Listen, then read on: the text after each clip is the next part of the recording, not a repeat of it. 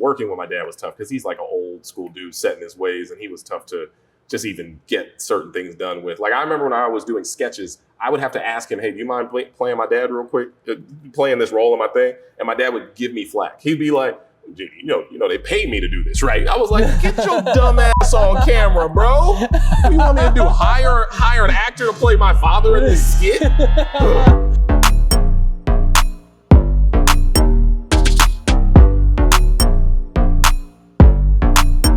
What up, everybody? Welcome to another episode of Mic'd Up with Michelangelo. And of course, we're back here in Studio City, my hometown at Rain Studio City. You know, it's a fun club. Why not come back twice, right?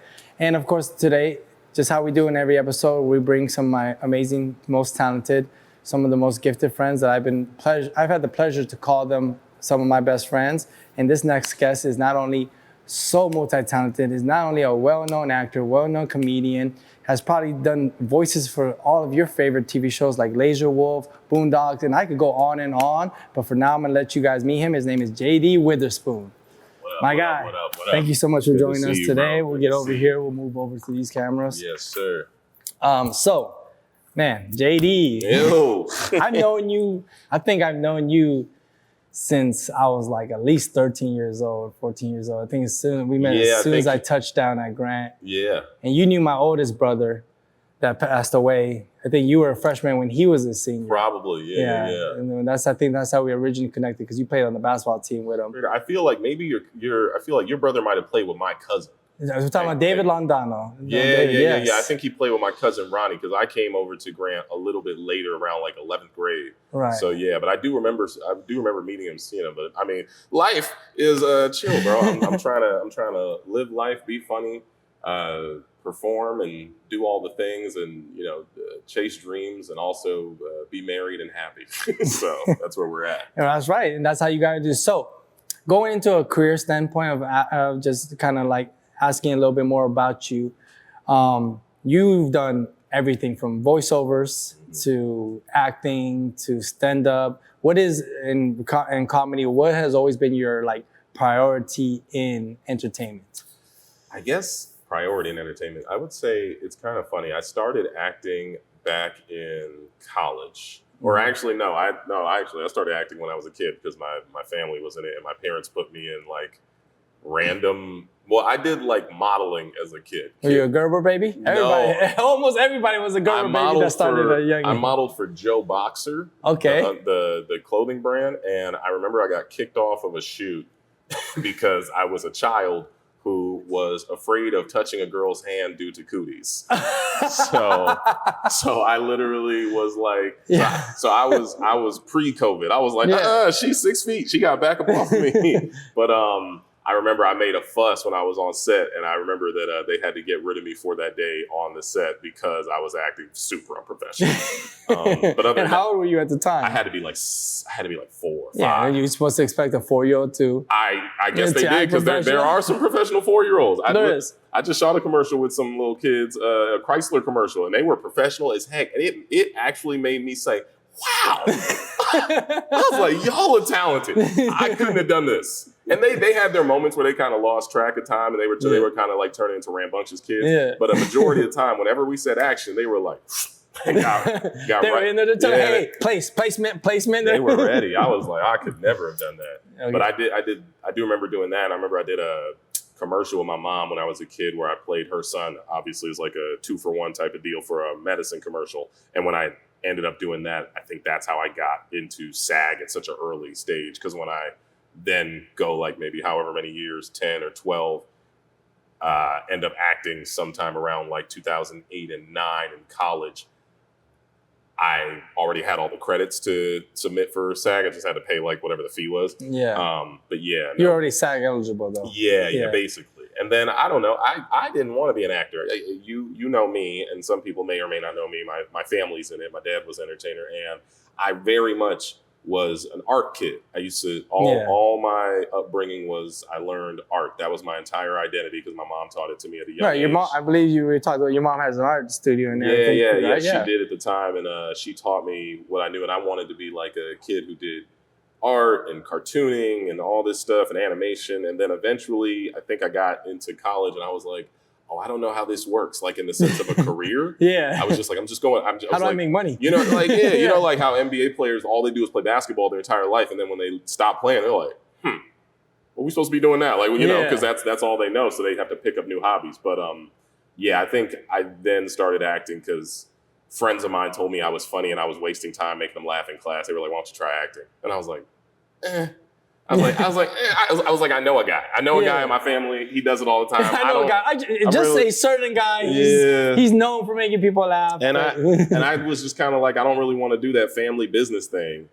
But then I tried it, and I actually enjoyed like the feeling of acting and like the process of going through it. And I was always like an outspoken type of kid, I guess. I guess class clown's what they call it. But I was never really afraid of like public speaking. Okay. I remember that being a thing. I was shy as a kid, but it was like, oh no, if I'm going to express myself, I'll express it. And then I got into acting for a few years, and I got passionate about it. And then I think acting ended up turning into, I'm not booking anything. I'm gonna start making internet videos just for fun in the background. And then another friend of mine dared me to do stand-up comedy, and then I became a comic. Like I did none of this is on me. No, it's all over theirs apparently. I think people just saw stuff in me, and I was like, yeah, I'll try it. A lot of it is very much happenstance. It's like, someone. Like I haven't tried this, I'll give it a shot. And then if I enjoy it enough, I keep going with it. So that's, I think, where that stems from. And then as far as like stand-up comedy goes, because you have so much more of a presence, I think at least right now is, from my outside looking in, your stand-up comedy is so presentable and you're killing it. You're I appreciate funny it. as hell. You're doing everything, you have a presence. Is that what you're leaning towards more? Is that kind of what... Yes, I would say at this point in my life, I think right now stand-up is the front runner. Okay. Like acting was always the goal, because I think all of us have those kind of like hoop dreams. You have actor dreams. Every young black man thinks they're going to be Will Smith, or Denzel. They want to become that. I don't know if that was really what I wanted. Those are two of my favorite actors, but I also like Bryan Cranston and a bunch of other people as well. Oh, Ryan Reynolds is one of my favorite. Yeah, Ryan Reynolds, but Sam Jackson. But my brain is like, when I started acting, I think the idea of like booking jobs was just so like that sounds cool. Like if I, because I'm like, I think I'm entertaining. I think I can act, I think whatever. And I'm lucky enough to say that I have booked roles, and I've been in like a lot of commercial work, and I've done voiceover, and I've actually done voiceover for Denzel. It's actually random. But it does feel like a bit of a pipe dream when you get to a certain part. And like I'm still going to pursue it. I'm never going to stop. But now that I'm like 14 years into doing this, my brain is like, okay, let's focus on building the thing that like we control. Yeah. And like, because at the end of the day, I love acting, but you don't have control of it until you really audition until you get picked. Unless you get to the point where you have a ton of money, you're going to produce your own project and pay for everything. But other than that, you really don't have control. And at the end of the day, for those who don't know, for the lighthearted, it is just a career road of rejection. Are you like? And I think it's a good thing to build a backbone with. But it's like, are you comfortable with hearing no? A lot. And if you do the self-tape, you don't even get a no. It's just, there you go. If you're doing self-tape auditions, you're not even getting a no. They're just not responding. That's part of it. No, for sure. You know what's funny? And I'm glad you actually just mentioned self-tapes. I forgot I have an audition today. I literally forgot I have one, and I'm dreading it now off the top of my head. I don't know what it's for. Never mind. I'll look into my emails later. But and that's the thing. I think it was the lack of communication in acting in the last like 5 to 10 years has told me like, oh, why don't you do something that actually can validate you in the moment? And I think when I started doing stand-up, I realized like, oh, this is great, because it's not like I'm just submitting my work into the ether and I never hear back. Because I think that's the one part about acting that frustrates me. If there was feedback, I don't think I'd be as upset. Hey, maybe you could do this better next time. Yeah, we'll hit you we went on with a different option. consideration. We thought, we changed. If you could at least get that, I think more actors would have like a little bit of sanity. More motivation. But when I did stand-up for the first time, and even to this day, it's like, oh no, like you do it, and if you're funny, they laugh. If you're not, they won't. You know, and then you kind of figure out like, oh, okay, I can do this, and then you have to just go through the strides of building up your resume as a comic and like getting on stages and performing and getting like the green light from other people or getting like a reference and whatnot. Acting, there's no like reference of like, yo, my friend can really act. That's not how it works. It just doesn't. It doesn't work like that. Same with like any type of any other professional thing. Yeah. It's not like you can do recommendations. But it's not like, hey, he's killing it. Can he go in front of me real quick to warm this crowd up? Yeah, watch him act right now. I grew up around a bunch of comedians, stand-up comedians. So, start Corey Holcomb, I was... Corey a wild boy. Corey a wild boy. I text him a lot. I was trying to help him with his social media, but I run it all. My agency runs it all. Oh, so, that's dope. Yeah, man. No, I'm trying. Yeah, we're getting him back. He's almost at $1 million now. He's like, I think 300. We're gonna go for the mill. So we finally got him set, got him right. But yeah, Corey old school. He's give me a mic and let me rip this room and then don't leave me alone. That's it, So that's his thing, and say some wild stuff on some the internet. Wild stuff. But you say his name too many times, he gonna come for you. I love Corey. That's the homie. Yeah. I got nothing negative to say about him. But yeah, man. No, so I think that's where focusing on my career, I ended up like starting in acting, and then I veered into making content on YouTube. I started making videos because I was like, well, if I'm not going to book this job, well, then why don't I make my own stuff in the meantime? Yeah. And then I started making my own stuff, and then that started doing fairly well, and I built like my own audience on YouTube through like sketches, and then later down the road, gaming. And I'm glad I did, because like it taught me how to edit. It taught me about like filmmaking, sound, all this stuff. I remember I actually went to film school for like 1.5 years, maybe 2 years, and I was really far ahead of all these new students because I was already self-taught for like however long. But and then stand-up came down the road. I didn't really take it as serious in the beginning, and then like I think 2 or 3 years in, I actually started like really grinding with like writing and getting on stage. It's like when you're in LA, you can get like a hot 10 minutes and like use that forever. Yeah. And if you don't know this is what a lot of older comedians from like way back, like the 70s would do. Okay. Like when they came to LA, there's probably only 30 of them at that time. But you've got like the David Lettermans and Tom Dreesens and Tim Reeds and people like my dad, John Witherspoon, who come in and they come up at the Comedy Store, and it's like, for them to get an opportunity, all you really needed was like a good 10 minutes or more to perform, be showcased to networks, and the networks might pitch you to go on late night. And next thing you know, you're on you're on these late night shows, and you're in these spaces where it's like, oh, he's funny, let's give him a TV show. Yeah, and you're doing that same set nationwide also, because all these other comedy stars are now booking you. You know what's funny? That was usually the pipeline straight to TV. If you wanted to go touring, I feel like that came up a little later, because you need more than 10 minutes. You have to have like an hour. But there's a lot of comedians who literally said like, oh, I never built an hour because I was just trying to get like the TV on television. Show. Or in movies. So the old school way. Yeah, I mean, that's super cool. I mean, and now we have a whole entire, now technically, it's so different now. So different. Now you have a good 30-second, you might have 1 million followers. Which is great, but then it gets tough when you get booked and you got to do a 45-minute. At least we've seen the horror stories.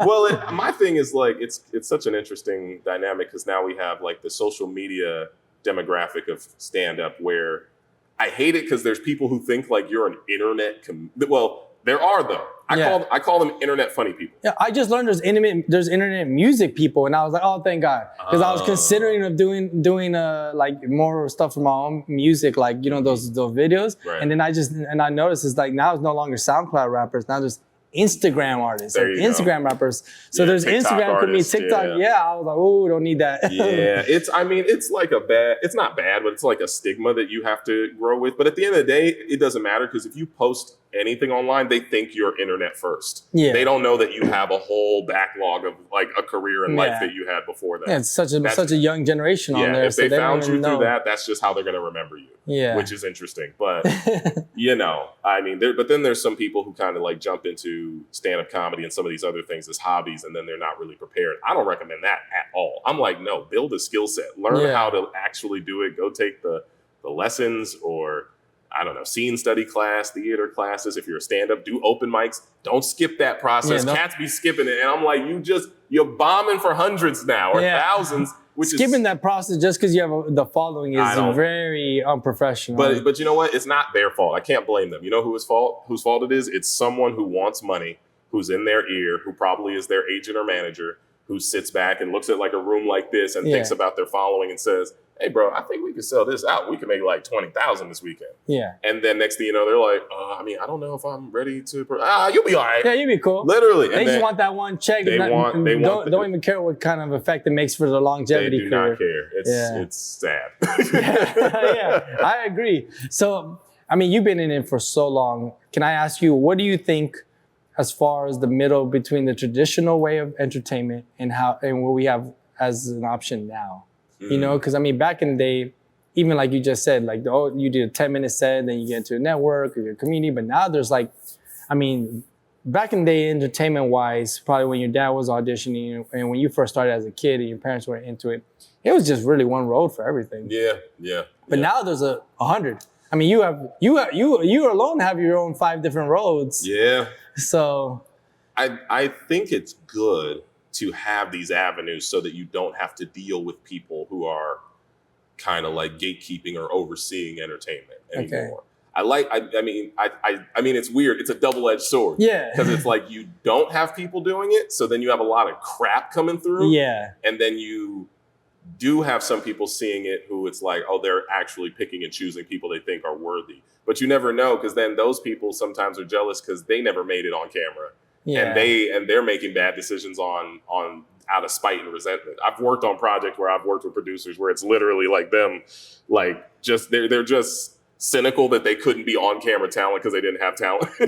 and then they were like, I'm not going to be able to be on camera. How can I get in this industry and ruin it from behind the scenes? And then next thing you know, they're like, messing with projects and they get a job as a producer. But no, I think it's beautiful that there's so many avenues because you are able to discover so many more. Like I want to say the good outweighs the bad, but there's a lot of crap out there. So much. There's so much garbage out there. I mean, it's just up to you. Do you want to consume good content or do you want to consume brain rot? That's what it is. Right.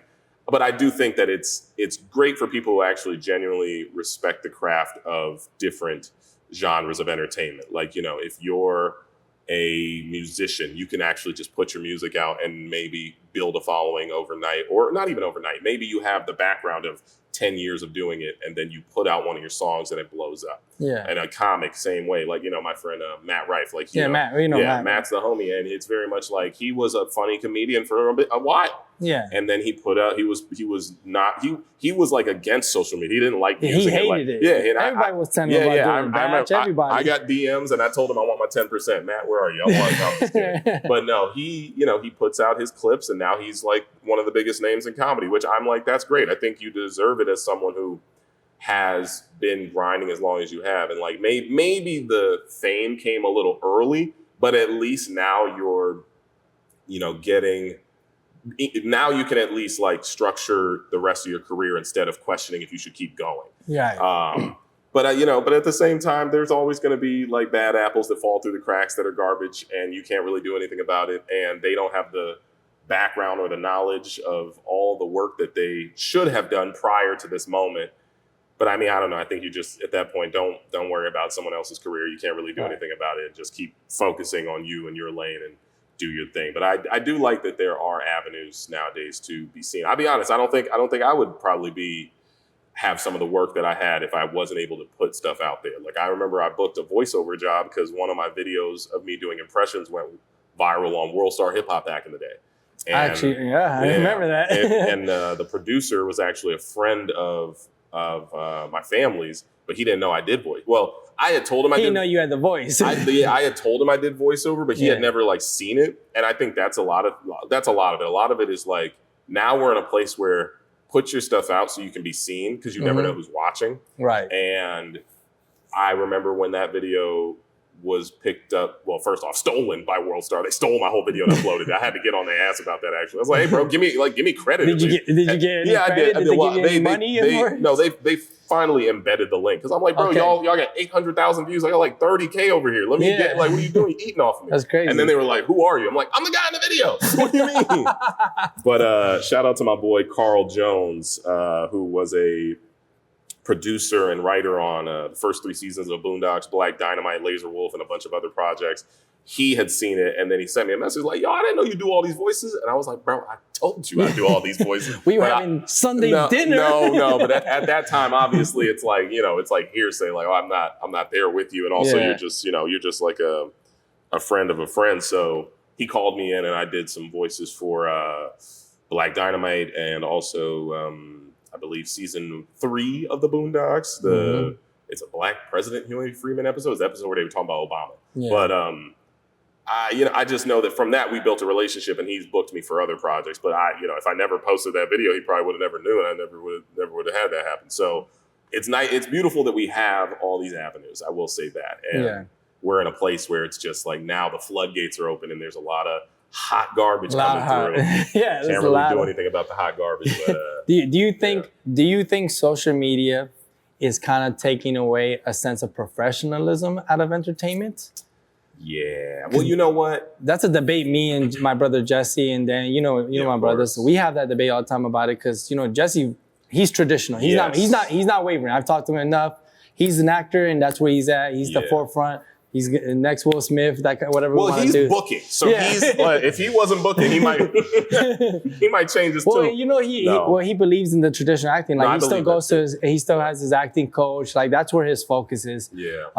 But we always say that social media is kind of like social media and the internet and this availability, though it's great, and like you said, there's good and bad, but it is kind of removing the sense of what it takes to be an actual professional out of the entertainment industry. Do you think that's a case? I think it is a case, but also I think it's out of our control at this point. Yeah. It's not something that because at the end of the day, as professional as Jesse wants to be or not, and I'm the same way. I want to just do professional.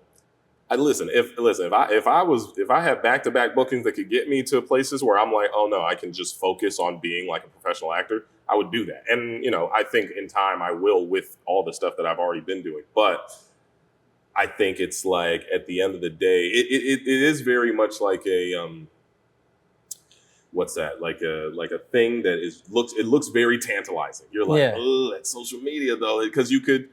I guess it just really much depends on what you want. But regardless of that, at a certain point, it won't matter because it's already blended in so much. Yeah. You know why I say this? Because you would need not just us as traditional entertainers to want to keep things authentic. You would need the company to do it too. Yeah. So that's the problem. The problem is the companies see money, and wherever they see money, and they see a saving too. Because paying this influencer compared to paying somebody who's been spending most of their life savings in acting class for the last 20 years, the rates are different. The rates are different, and also, my thing is that if you wanted to, like, I guess my comparison would be like giving an influencer like an acting job just off of their following. Yeah. Yeah, that's stupid to me, but.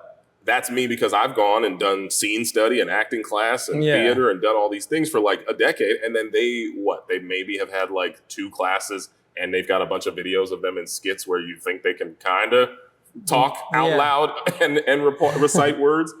But at the end of the day, if it would be different if we controlled it.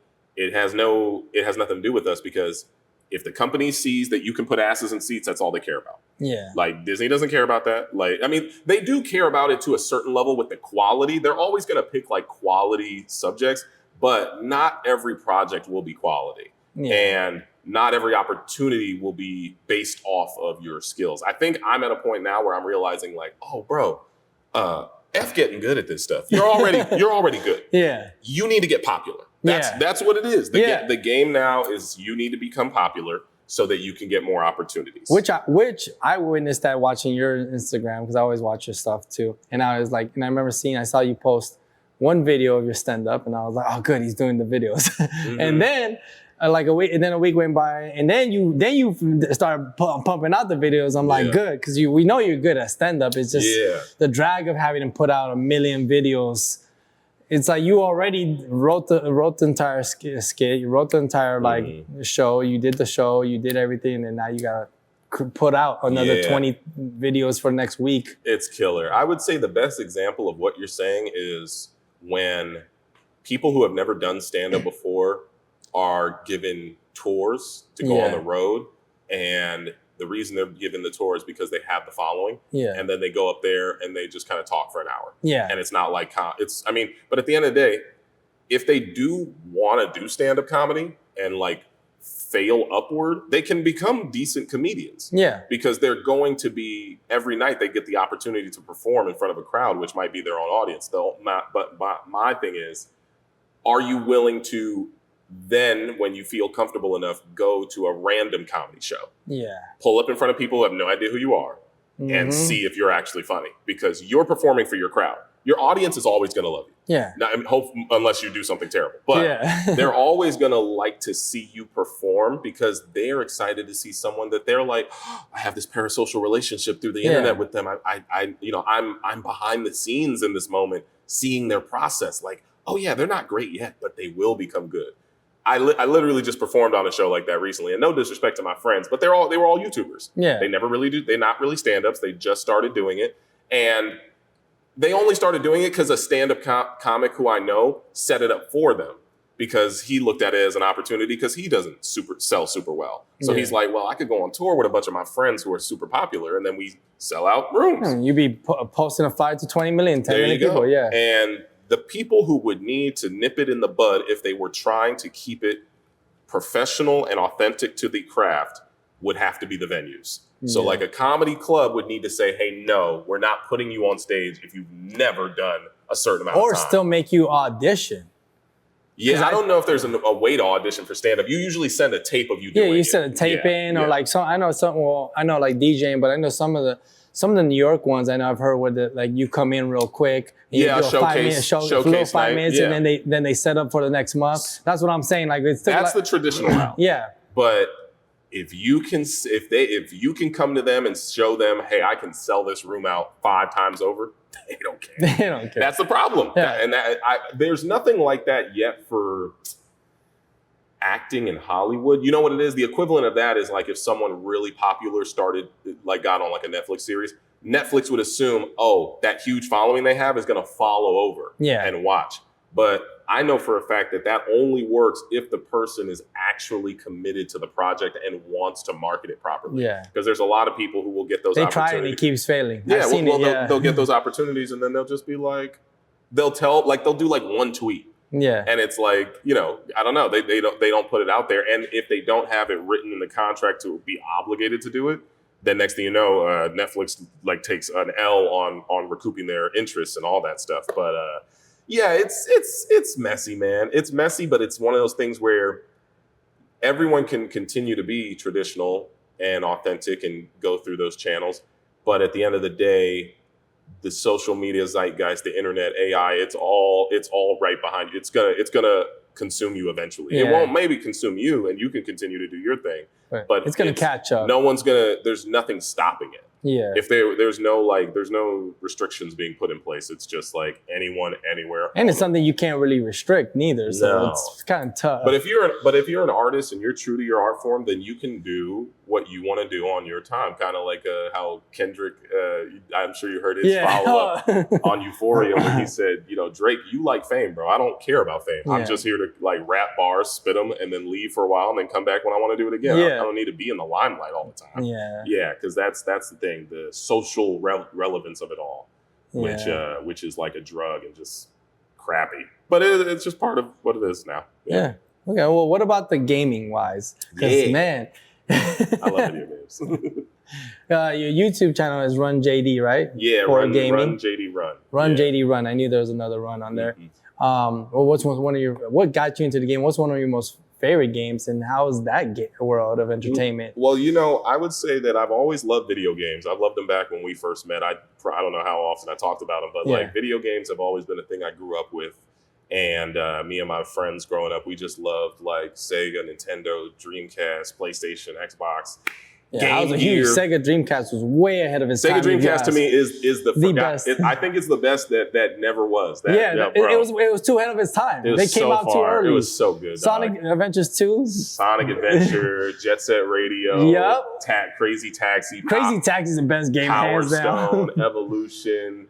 Man, there's so many. I'm getting chills. I love video games. And then they try to bring Crazy Taxi to the PlayStation 2, and it just wasn't the same. It's never. Yeah, that's what they do. But Sega unfortunately just couldn't make it out of that console war with PlayStation 2 and whatnot. PlayStation just ruined them, or just the amount they couldn't make the Can't keep sales. up, yeah. But no, but I've always loved video games. Listen, I'm gonna be playing Pokemon till I'm 80. I still like that stuff. But I think the gaming, I make gaming content on the internet, and I stream and upload to YouTube and Twitch and everywhere. But I only got into that because back when I was doing sketches on YouTube, it got to a point where I was like, man, this is a lot to like one, want to shoot a sketch, 2, produce it, 3, ask my friends to come act in it, 4, write it, block it, and what's it called? Shot list it all. And then while being on the shoot, teach my friends, hey, say the words like this. I need you to act like running them through acting, and then go back, edit it, and then try to get that out once a week. Just once a week was tough. Yeah. So I thought to myself, is there anything else I could be doing that I could like self-produce that's easier? And then gaming channels started kind of popping up, and I was like, oh, that's interesting. And I didn't really understand how you like get the footage captured from your game and then put it on your, and then put your face in it. I didn't know how to do it all at first, but then with time and practice and grueling hours of troubleshooting, I figured out how to start making gaming videos. So then I veered off from my main channel and made this like gaming channel that I was like, I'm just gonna play video games over here and just talk trash and do stupid stuff. And I'm also a person who, as a voice actor and a person who likes doing characters and impressions, I would always make narratives when I'm playing video games. And like the first few years, I didn't do face cam. So it was just the gameplay and my voice. So I would sometimes act like I was the character and I would do voices. Oh, okay. I didn't catch. No, this is deep cut shit. This is real deep cut stuff. The only fans of my videos from like the last 10 years would maybe or 9 would know. Like I played Sonic Adventure 1 and 2. Okay. I would act like the characters in the game were all sitting with me in like a voiceover booth. Oh. So we would talk through certain parts of the game, and I would do like my own crappy version of a Sonic impression. I'd be like, dude, what's up, bro? We gotta go fast, man. It was so dumb and so stupid. And my Tails was like a high pitched, I don't know why. He's like a little Puerto Rican boy. He was just like, Sonic, bro. No, he was like, hey, Sonic, we gotta get him, man. And then sometimes I'd be like, I don't know why I would say Tails was from San Francisco. It's just stupid jokes. Wait, San Francisco with a Dominican accent? I don't know why. I was doing this. But man, and it's funny, my most viewed video on my gaming channel is an animation I did with an animator kid. Yeah. Shout out to VT Animation. He animated one of my like random rants from a video. And like it's got like 1.2 million views, and then Knuckles, I'd be like, man, come on, Sonic, we gotta beat their heads in, bro. And then he's from the South. I just made very much. And I don't know why I would do Shadow, Amy. It was all stupid. Big the Kid Froggy, all that. But no, that's a deep cut. Feel free to go watch that Let's Play on Run JD Run. Yeah, I gotta watch that. It's so dumb. I gotta put the link in this. Yo, I'll try. It's a funny one. I gotta watch that. Link to that video and you'll see what I'm talking about. I'm gonna watch it for sure. But but the first few years it was all me playing without my face cam because I didn't. First off, for me it was always an extra step. Now it's so seamless to get all that type of footage done. Yeah, I used to have to do the face cam, the audio, the gameplay, sync it up. Clap sync it to make sure that the game matched up. It was a lot of work. And then over the years, I think I started doing face cam when I started playing a GTA 5. Okay. So I did a full Let's Play. It's like I think it's my most popular Let's Play. It has like over like 2 or 3 million views. But the gaming stuff was just something I liked as a fun hobby. And then it started to surpass all my other stuff because gaming was real popular between like 2012 to like 2015. And I still upload. I do not get the same amount of views anymore. A lot of those kids have grown up, so they're all adults. And I get those messages all the time where they're like, "Bro, you were my childhood." And I like collabed with a lot of friends of mine who were in the gaming space. And I'm lucky to say that like I still am able to work with a lot of gaming companies. Like I work with Nintendo. I've worked with Xbox, PlayStation. Yeah, you got some of the cool stuff. I be seeing the packages that they send you. You got some cool stuff. I'm doing. I see your little wall that you built. You just built that new wall. In your office, my office. Right? You got to pull up one day. Yeah, I'm gonna come for sure. I mean, I'm doing a brand deal with Best Buy and Razer Razer Electronics right now, and also I got a Google Play thing. But I'm glad that I did jump into it just because it's like a random second hobby / career. I didn't know it was going to even happen. Yeah, nobody thought it was going to be that. Nobody thought FaZe Clan was going to blow up the way Banks. Shout out Banks, is a good friend of mine. It's just, I was like, man. If you told me as a kid, hey, bro, you're going to be able to like make money doing this, little kid me would be like, yeah, F you, bro. Okay, sure. But you were asking about some of my favorite games. I would say my favorite game of all time is Super Smash Bros. Oh man, that's a particularly game. Super Smash Bros. Melee, because that's the most competitive one. That's the last one on the 64, right? No, that was the one. So there was Smash Bros. 64. No, GameCube one. That's the GameCube one. Yes, that's the one. That's the best one. That's the broken one that like turned it into a competitive game, and the creator of the game was like, "Why is my game being used for competition?" He wanted it to be a fun party game. Yeah, no, ain't nothing fun about that.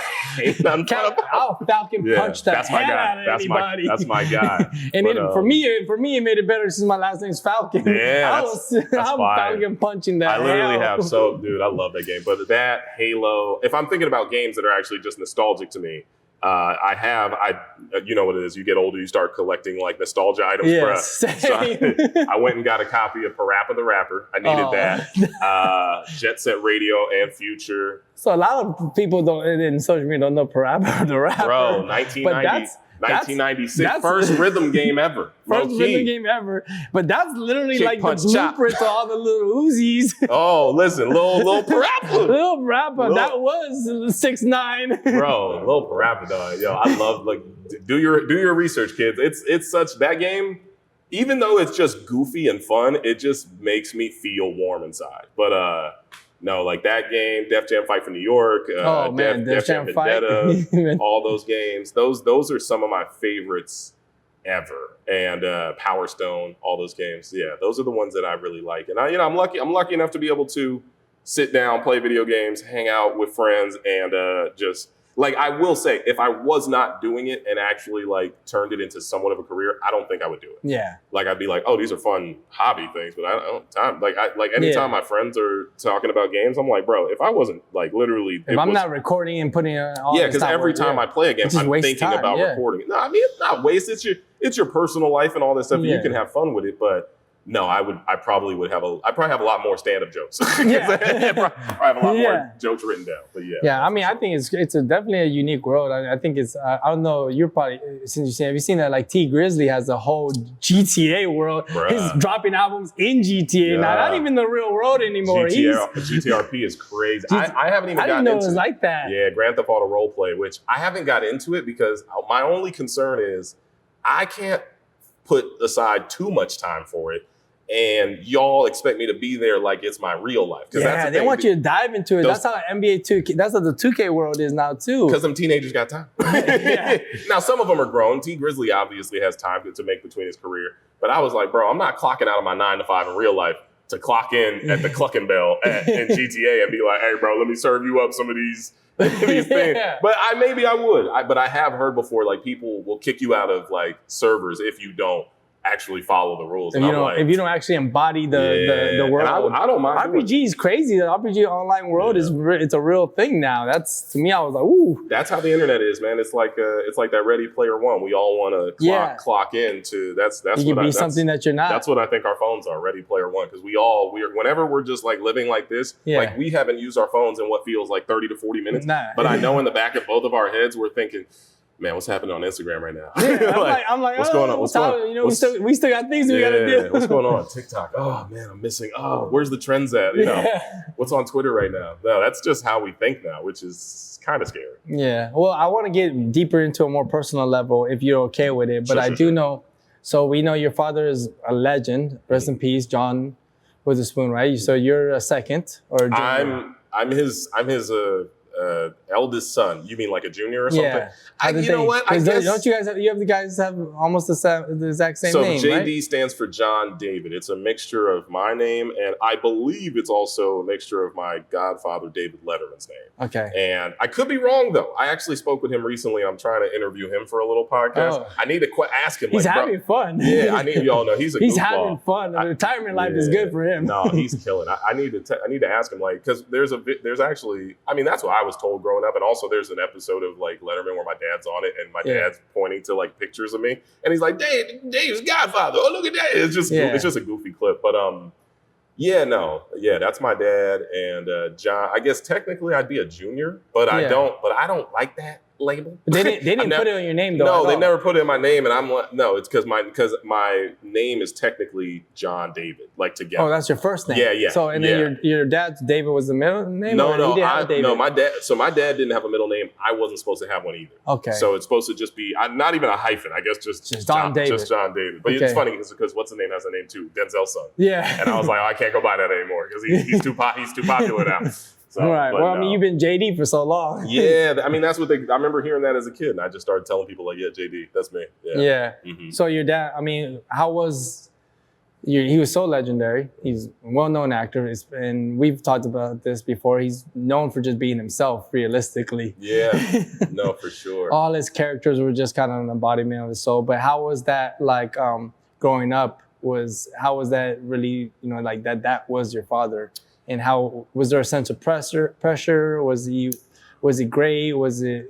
Because he did stand up as well, didn't he? No, yeah, he never stopped. He was doing it up till he passed away. And I think it's funny because I know that people, and I don't blame people because I've been hearing it ever since I was a child. Like, your dad's on TV, and or how is it growing up with your dad? Yeah. Or also the concept of oh, you're in the family business, and I'm like, yeah, I guess. Like, I can't say I'm not, but it's like, bruh, it's not because of him. Yeah.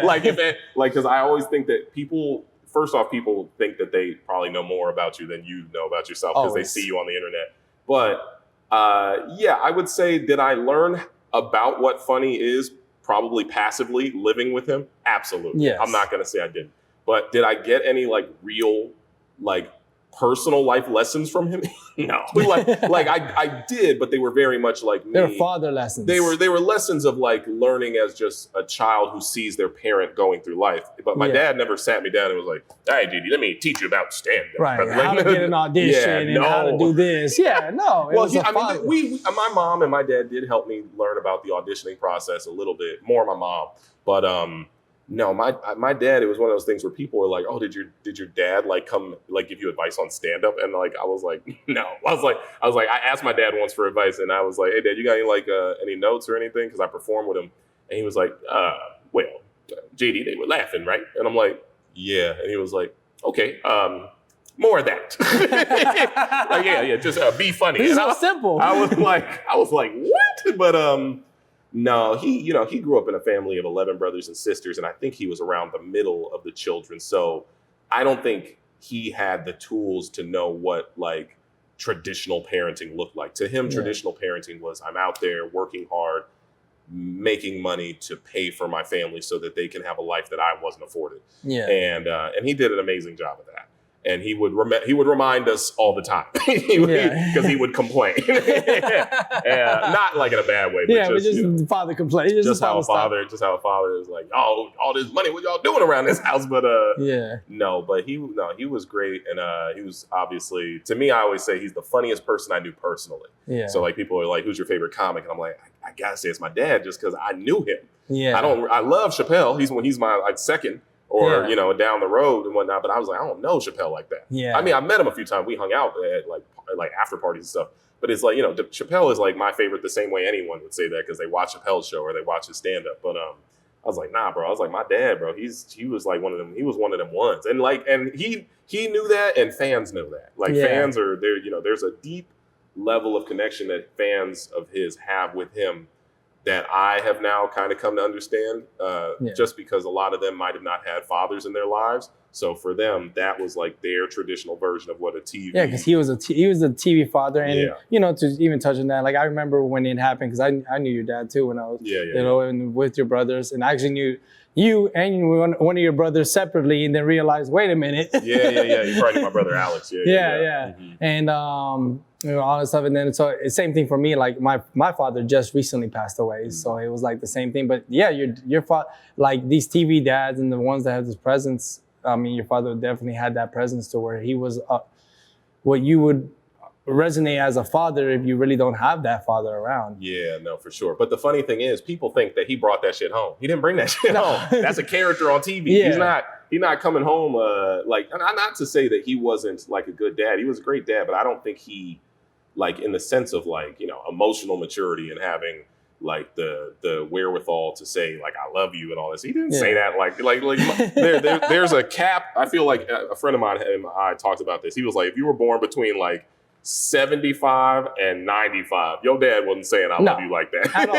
What? Like your Are you parents, kidding me? Yeah, your parents were probably boomers, and that's just they weren't taught that, so they don't know how to share. Hey, you're not supposed to show any weakness. You're the man. Yeah. So, but no, but he was still an amazing dad, and my mom was great as well, and you know, he was. I think it's one of those things where some people think that that's who he was, and I'm like, well, no, him on camera was like the same way I think I perform on camera. Like when I'm not on camera, I'm like a real chill type of dude, kind of mind myself. I say like I'm an introvert in an extroverted business, but like I can see that. Like like I'm not going out of my way to like make people laugh all the time. I ain't got time for that. Nobody's paying me. But my dad, you know, he was more like kind of calm, collected, enjoyed his like free time to himself. He enjoyed like collecting cars and like art and some other things. And it's very much like the stuff that he did on camera was definitely an embodiment of who he was and jokes that he had growing up, learning from people that he came up around in Detroit. But like once the camera's cut, you might hear like one or two funny lines around the house, but it's like he's not so animated and so charactery. He's like a normal dude. And I think a lot of people don't realize that you got to separate like the art from the artist sometimes. Yeah, or like, go crazy. But there were times where it's like, I mean, his characters are kind of an embodiment of him, but they're heightened obviously for you know, production or animation or whatever project he's a part of. But he was always funny, and he was one of them dudes where, you know, like he was a catchphrase machine and a scene stealer. Like you gotta be careful trying to be in a scene with him because he'll one up you on accident. And next thing you know, it's his scene. Yeah, that's his thing. So I know that he talked about that. Like there's like a DJ Vlad interview and a few other interviews about him when he was in Boomerang, and like Eddie Murphy called him all the way to go shoot on the lot of Paramount, and they didn't have any lines for him. They just said, "Hey, you're just my uncle. Just come in and be funny." And my dad was like, "What do you mean? I mean, can I get some lines at least riff off?"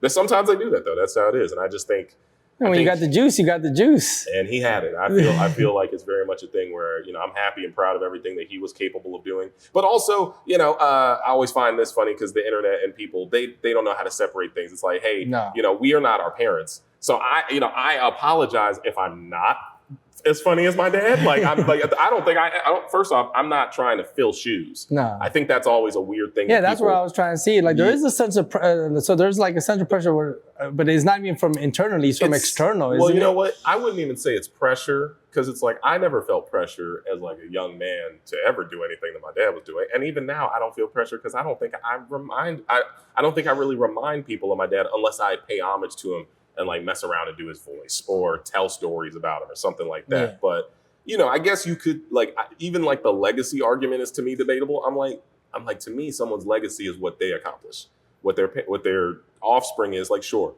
the legacy of your offspring, I get that. But it's like, that doesn't mean that they are just continuing what you did. Like what you did has ended and now they're doing their own thing and they might honor you or not. Like just one of those, like, you know, pay homage to you in whatever way. But there's no reason to think like, oh, just because he's related to him or they're related to them, it's like the story carries on. It's like, nah, this story was written. Y'all got to respect that. So that's just a part of how I see it. Not to say that I wouldn't want to honor him. Chapter 2 of any book is never the exact same as chapter 1. Yeah. So it's just, I think that's more my take on it, where it's like, you know, if you like me for who I am, then great. I love that, you know? And if you like me because of who my dad was, I also appreciate that as well. But it's like, I can't be him. I think every time I think of, like certain not necessarily messages I get online, but even just trajectories in my own career, I'm like, I sometimes will think about how my dad might go about it, but I'm like, well, JD, you can't be him. You have to do it your way. And figure out what your path looks like. Which I think you've done a very well job at that. I mean, your presence, you're just as funny as him, but in your own presence and your own type of comedy, and you're very, I think you're naturally sitcom funny. Listen, book me, goddammit.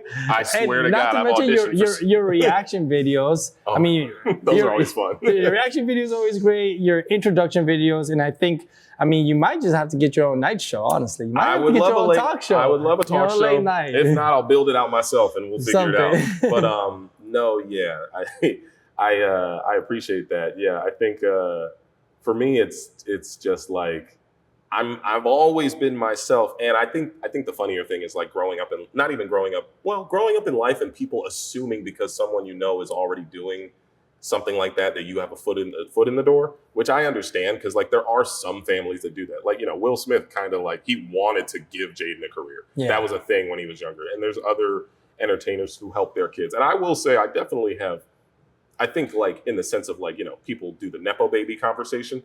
And I would say like in the sense of having access to people I probably would never have had access to. I agree. There is that. Like you know, even shoot. There's definitely the circle that you're born into. Yeah, the circle you're born into, and even just having the privilege of having a 2-parent household. That's a thing that a lot of people don't realize like is taken for granted. So I definitely think that that's all valid. But at the same time, I always find it funny when like I'll get a message online where it's like, you know, I think maybe someone says like riding my dad's coattails or something, or maybe something along those lines. Those are usually negative comments and I usually just block. But I'm like, hey man, if I wanted to ride his coattails, why would I wait till he died? Yeah, I could, you know what it is. Even though, even like before then, like you had a career and he had his career, and they were separate careers entirely. I never. It wasn't Will Smith and Jaden doing a movie together. The closest thing we ever did together was like we were on Rogan, Joe Rogan, which I built that introduction to Joe, and then also we did do a funny pilot for a father-son travel show. That would have been fun. We did it was for the Travel Channel. Travel Channel said we were too funny. They said, hey, we want to know more about the traveling. Y'all are making us laugh too hard. And I was like, that is the weirdest note I've ever heard from a television production. Makes sense though for the Travel Channel. I get it. Yeah. I was like, it would have been great for Netflix. I was like, we could tone it down, but no. But but even then, like, you know, working with my dad was tough because he's like an old school dude set in his ways, and he was tough to just even get certain things done with. Like I remember when I was doing sketches, I would have to ask him, hey, do you mind playing my dad real quick, playing this role in my thing? And my dad would give me flack. He'd be like, you know, they paid me to do this, right? I was like, get your dumb ass on camera, bro. What do you want me to do? Hire an actor to play my father in this skit? He'd be like reading the paper. Oh, gee, fine. I'm like, just read these damn lines, bro. I don't even have to do the acting with you. I just need you to read them. I'll shoot my stuff on a separate tape. And he'd be like, all right, it was, man, you know. But he's just old school like that, man. Listen, he had me later in his life. So technically, if he would have had me around the time people have kids, I'd probably be in my 40s right now. Yeah. But he had me and my brother in his 40s and 50s. So we're them kids where it's like, we're the progressive up and coming generation. And he's like, what are y'all yabbering about? What are you talking about? But no, I mean, yeah, when I get those messages, I see that and I'm like, dude, I haven't brought up my dad. I mean, I put him in like some of my videos, some of my skits and some of the stuff, and people would then be like confused. They'd be like, wait, why is there a celebrity in your videos? And I'm like, oh, you haven't put 2 and 2 together with our last names. And you know, because that always tickles me when anyone has anything negative to say. I'm like, bro, he did his thing, I'm doing my thing, and now there's a lot more people who know about me posthumously because he passed away. And you know how it is. When someone passes away, first thing people want to do is like, oh, how, when, why? Yeah. And then now they embody everything. They go, I think J. Cole said it in his one of his last songs, right? He said, if you're not playing somebody before, my new rule is if you're not listening to their music before they pass away, you're not allowed to bump them in and cry for them after they pass away. That's interesting, yeah. Because so many of these people are like their careers are blowing up just even because of death. It's like, yeah, well, that's like the bane of like artists like Van Gogh, who like, you know, he died and then next thing you know, all his sunflowers are super popular, or Jean-Michel Basquiat and all those other people. But but you know, when people find that, like if they see an article about someone died, the first thing they do is try to find who was closest to them. Yeah. And I'm like the only person in my family who does entertainment outside of my publicly, dad. Yeah. I'm thinking about like, I don't like in my immediate, like I have people who are doing it, but I'm like the only one who had like a following online and a presence. So, you know, the people I think started finding me, and a lot of his fans then kind of came over to follow me and follow the stuff I was doing. which I'm like, I'm super appreciative. I'm like, thank you. Cool. Welcome. You know, welcome. I'm not my father, but welcome. You know, and I'm not here to really prove anything to anybody. I'm just kind of doing my own thing, and if you like it, great. If you don't, then don't follow. Don't tune in. I don't know. But I do appreciate it because he's got a lot of OGs in his group, his caucus. So I got a lot of aunties and uncles who are my homies now. It's a good people. But no, I mean, I say that because like even people I knew in the entertainment industry who were friends, like stand-up comics, I didn't tell them who my dad was. Like they were like, wait, why did you not tell me? And I'm like, I never had a reason to. Yeah, what was the point? I was like, bro, you ain't never been to my house? Like, we don't really talk like that? Or just very much like, I'm not going to start every conversation with, you know, my dad is. I'm not doing that. That's weird. It's cringe. I'm not that person. And it takes away from your talent personally. Yeah. I mean, I love him. And to me, he's just my dad. He ain't no actor who be shitting on the toilet in every movie. He did shit a lot on the toilet in real life. But they never put it like that. It's just funny because I don't see him the way other people see him. Yeah. The same way people see me, like, or you or anyone else, like, you know, that we're on, like, if we're public people, it's like, sure. Yeah. But if you don't know me in my personal life, then you really just don't know who I am like that. Yeah, I've actually had a situation like that recently where I hung out with a friend of a friend and he was like, oh, well, online, you're just like this superstar cool guy. And I was like, yeah, but I kind of just want to get these chicken wings and keep it pushing. So we're not going to go to the club today. I'm sorry. I get it. I get it from the way that we put ourselves out there. Like, you know, because if you put the best moments of your life out there, people don't really see the bad. I sometimes post the bad. I don't really care. It don't matter to me. But yeah, I don't blame people if that's the type of like persona that you give out there. But at the same time, it's the, you know, same with the people who like talk about my dad, because like I get messages, and no disrespect to these people, they'll like, you know, it's so funny because it's like now a thing that it wasn't before. It's like, oh man, you laugh like him and you sound like him and you do this. And I'm like, there are moments where I hear it for sure. Yeah. But then there's other moments where I'm like, bro, you would never have said this before if you didn't know that he was related to me. This is, you know, so, but you know, I don't know. Everybody's got to have their own world, and they're valid to feel how they want to feel. So I got nothing against that. Well, before we even wrap up, I want to ask a little bit more. You're a married man. Mm-hmm. How many years have you been married? It'll be 7 this July. Congratulations. Which feels crazy because wasn't it just 2015 or 2019 or I think you were just recently engaged yesterday. That's what it feels like. yeah. But and then you guys were together how long before marriage? You know, me and my wife, we met in 2010. Okay. We were dating for. So I'm laughing because I can. Sorry, I can hear her saying like, "Oh yeah, tell him the story. Mm-hmm. Let him know." My beautiful wife Pilar, who I love. Yeah, no, she. We met, and it's actually kind of dope. We met at E3, the video game conference. Look at that. Run, JD, run. Hey, the Electronic Entertainment Expo. Shout out to my boy Gabe, who I think got us in there that year, because technically I wouldn't have met my wife without him. And the shout out to my boy Paul, because my boy Gabe and Paul. Gabe and Paul, because Paul was the one who told me to go talk to her. Okay. And because I think I passed by her like once or twice and didn't say anything. But we met back then. We dated for like 2 years, and it was very much me coming out of a relationship before that, not really super recent to it, but just the relationship before that, I had just been like, as a young dude, I was very much like, oh, I'm never doing that again, because I was like, I didn't enjoy the way things ended. Yeah. So I was like scared to like commit to anybody. So, you know, me and her kind of did a lot of boyfriend girlfriend shit for 2 years, but I never made it official. And then she kind of told me like, hey, I don't want to like keep playing around and being boyfriend girlfriend. Like she hit you. Well, she was just put you up against the wall. Yeah, well, it wasn't even like an ultimatum. It was just like an adult response. She was she was like, you know, if you want to continue to live your life how you're living it without me being a part of it, that's great. But I don't want to just continue to like play the game of a relationship without us really doing it. Yeah. And then I kind of kind of grew up a little bit in that, because she's very. You know, she was very like mature. No, she's very mature. Yeah, she's very mature. Her presence is felt every time I've ever been around her. Her presence is always very felt. She's mature. She's well read. She's outspoken and well spoken as well. And she's, you know, she like knew what she wanted then. And even like when I got her number, it was very much like this ain't no Netflix and chill ass type of joint. Like she was like, no, if you want to take me on a date, tell me when, tell me where, and we'll meet up. And I was like, yeah, okay, I got you. Yeah, so you don't want to just like kick it? No, I don't want to kick it. I need you as the man who approached me to tell, give Let me, me know when and where. So definitely, she met me in a more immature boy era of life. but Man, no. look, you a whole hubby. Whole hubby. I still dress like a boy though. But then we became a couple in 2012.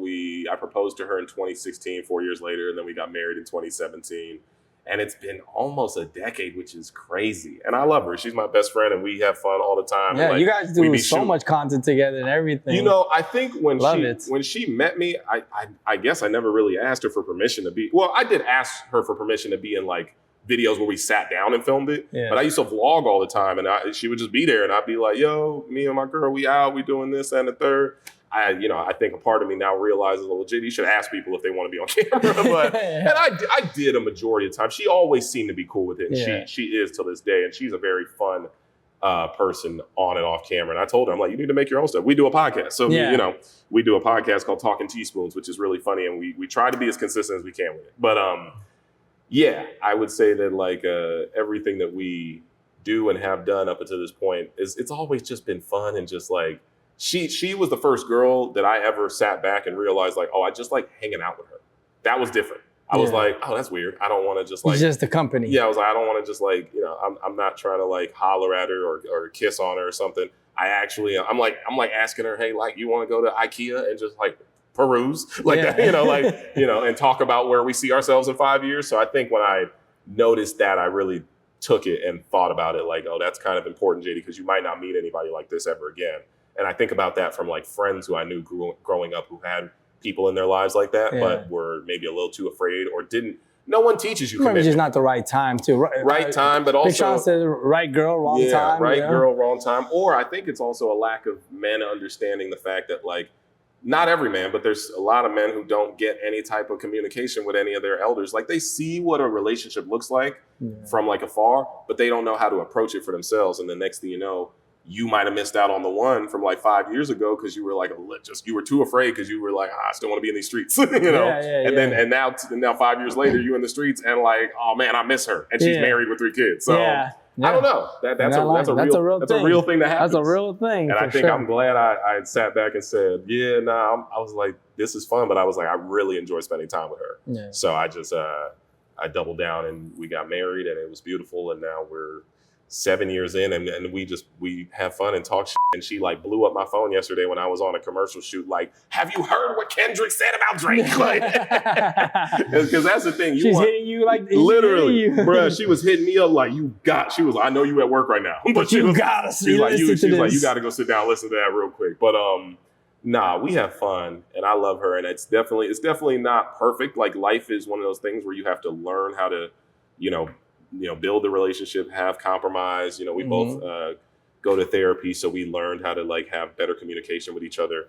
And I think it's like you want to find someone that you actually can like build and become a better person or version of yourself with as you grow, instead of just like, oh, we're married and that's it. And then next thing you know, you don't really like work towards that relationship and all that stuff, because it's a long-term agreement. Like it's a real thing. It's a lifelong investment. It really is, and you need to be willing to invest. And you gotta want to do it and hopefully you're doing it with the right person. There are people who choose the wrong people, or they might be the wrong people, and just stick to it. And just don't, they're just too scared to hop out.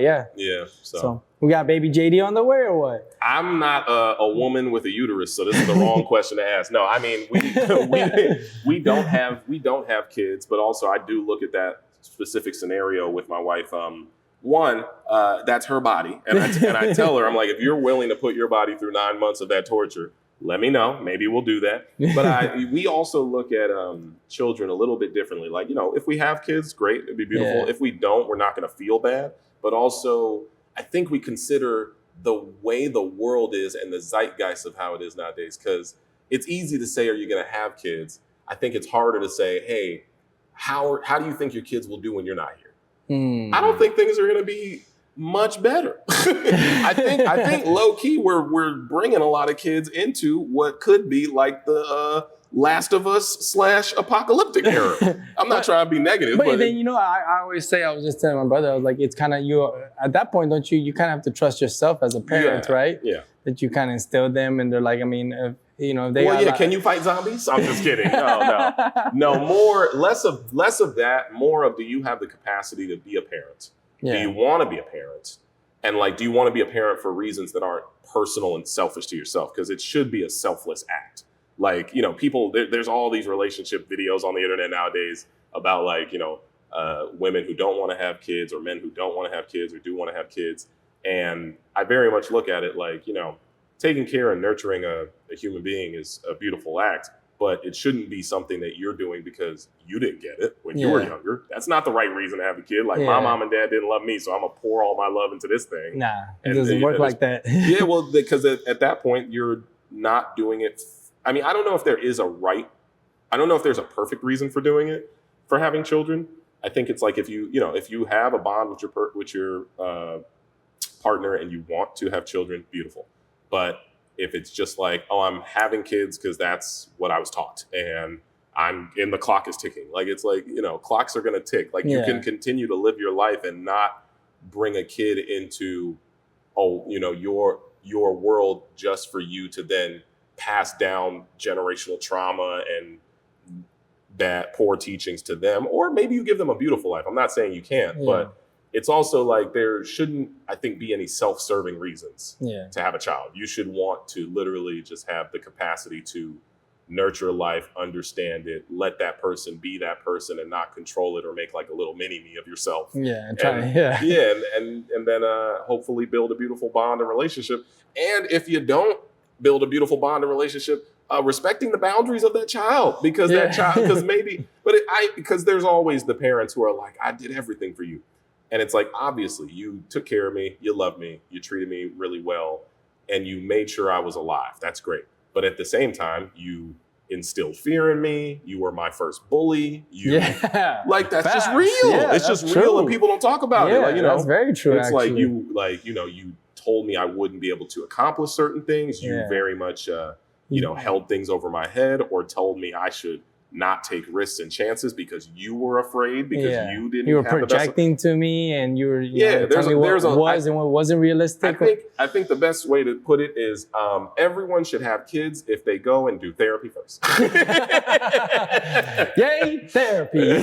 I'm just saying, you got to work on yourself before you bring someone else into this world, and then just attack them with all the stuff you haven't worked on. It's not an attack. I would like to think that everyone who becomes a parent wants to be a great parent, but it's not a perfect world. You can't control. You don't even know. No. Sometimes you literally will just pass down stuff you learn. Like, if if your parent used to snicker at you or laugh at you when you were doing something goofy, you might do that. Next thing you know, that's some random trauma you built in your kid. I'm just saying. I know that's super small, but it sticks. Some people, everybody's different. Some people it sticks heavier than others. It's real, and I think it's just like having the self-awareness to know that that's a possibility, and being open to the idea of your child, like maybe coming to you and being like, "Hey, Mom, I don't like when you like talk to me like that." And not be like, I talk to you how I want to, like that not being the first response, or even like, I'm going to talk to you however I want to talk to you because I'm the adult and you're the child. I'm trying to tell you, bro, that's why these parents and kids be going no contact when they hit 20 or when they can get out of the house. And then the parents are like, they don't want to talk to me. And it's like, you were a dickhead. You were like, sorry. But sometimes people can't see that for themselves. So I feel like you should really have like all your ducks in order before you think about having kids, or just have the capacity to want to be a good parent. And remember, it's a selfless act. At the end of the day, it's not about you. And I think some people don't realize that. So we look at it from that perspective of like, when and if we want to do that, we will. But at this time, I'll be honest, I'm enjoying my life. Got a lot of friends who have kids right now. No plus ones. And it's nothing against kids. I'm not like an anti-kid person, because I used to work with kids. Kids are dope, man. I think they're fun. And I'm a big kid too. So I would love to share all the stuff I got going on, video games, all the cool stuff. JD Run 2. Run JD Run Jr. for kids, like Nick Jr. Fire. Run JD Jr. But only if they want to. I wouldn't force them to do it. Dad, I don't want to make gaming videos today. I want to go learn about biology. And then, you little nerd, I hate you. You take this Sega Dreamcast and you play it. You're going to play this game. No, so I don't know. But yeah, we've talked about kids, but if it happens, beautiful. If it doesn't, we're not going to feel pressured to happen. I hope to be able to experience it when you do. Yeah, man. No, for sure. To meet him too. Well, we're going to wrap it up. This is actually a gift for you. Oh. I know we were talking about, we're filming early in the day, so we're not going to taste it, but you haven't had the chance to taste it. We're not going to pour this all down our throat right now at 2:20 in the afternoon. Well, I mean, we can take some shots. No, I'm sure. But you haven't had a chance to taste El Cristiano, but when you Looks do, good, though. feel free to please reach out to me and let me know how it tastes. Cristiano. It's El Cristiano Tequila. It's the tequila company that I'm with. Ooh. So it's the world's greatest tasting tequila. El it's smooth.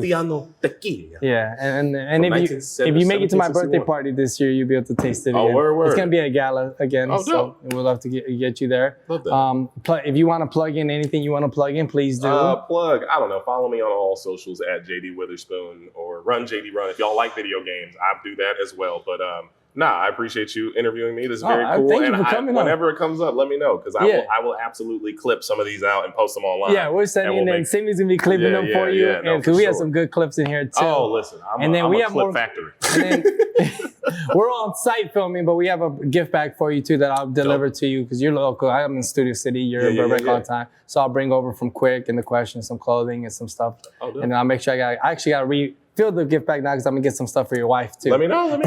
So I get you again. Thank you guys for tuning in with Mic'd Up with Michelangelo, and today we had JD Witherspoon with us, and we were able to have a good episode. And thank you guys again for watching. Until next time. Peace.